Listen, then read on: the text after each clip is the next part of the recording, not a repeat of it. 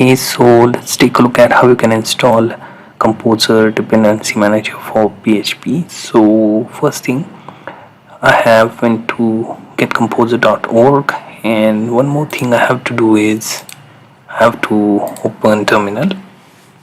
Okay, so here's my terminal.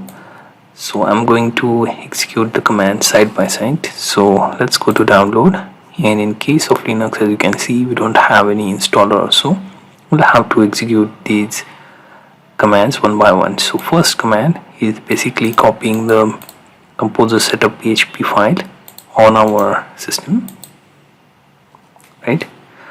Before we can run this, make sure that you have PHP installed. So php-v, and as you can see, I have PHP. Now let me clear this, and now we can paste this command. Now let's run this.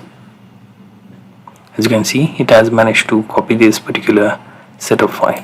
Next thing, we have to verify the installer with this integrity check command. So simply paste this, and installer is verified. Now third command is to run this setup. So php and then composer-setup.php. Now it will download all the files. It says all settings correct, downloading composer.far.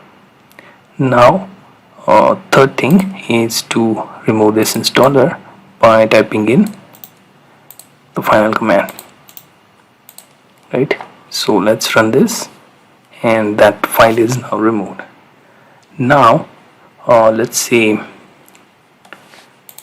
here you can see, in order to run this, we simply type in php composer.far, and it should show you the options, as you can see. So if you can see these set of help commands and options, that means you have Composer installed on OpenSuse.